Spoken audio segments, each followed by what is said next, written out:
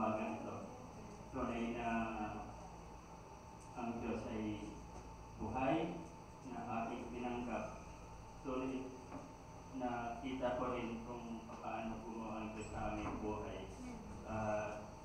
Kagalakan ko na natagpuan ko sa siya sa tamang panahon, pagkamat matanda na ako nung kilala ko siya, ngunit hindi naging huli.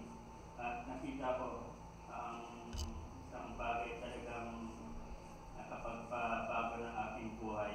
Dahil nung marinig ko ang tungkol sa kabanalan na isang bagay na kinatatakutan ng lahat ng relihiyon, na kapag nababanggit ang kabanalan,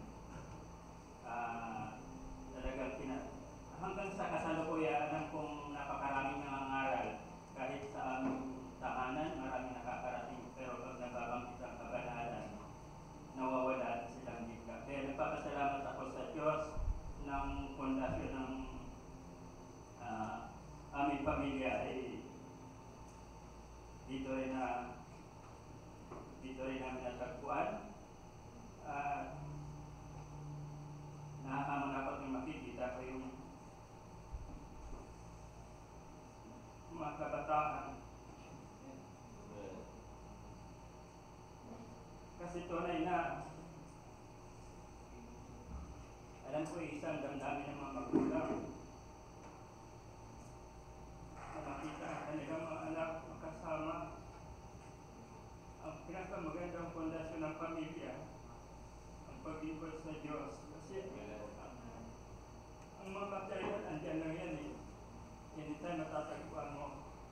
Pero napakahirap sa mga kabataan sa kasalukuyan na akayin sa tamang direction. Alam mo at matatagpuan mo sa iglesia. Kaya magpapasalamat ako at naaamon din. Alam ko isa rin ang damdamin ng mga magulang na kasama mo yung mga anak habang maliliit pa na kasama mo sa tuwing mananalangin sa'yo, sa bahay, sa mga bahay dalanginan.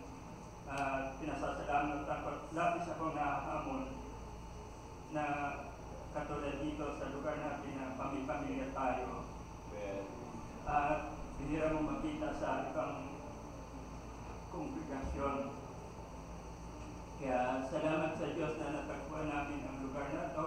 Pagkamat sa likod ang kami una dinala na isa rin patutuwa sa lahat ng namin dito ng mga magulang na kung titingnan mo lang ang lugar, pagka mahina ang sikmura mo, hindi mo tatanggapin. Pero ito ang hinahanap mo eh. Hindi material. Kaya salamat sa Diyos. Maging sa lahat ng bagay, kagalingan, mga material, anuman ang aming tinatangkilik kay aming pinasasalamatan. At salamat na maging aking sambayanan ay kasama kong naglilingkod. Naway, inaamon ko ang mga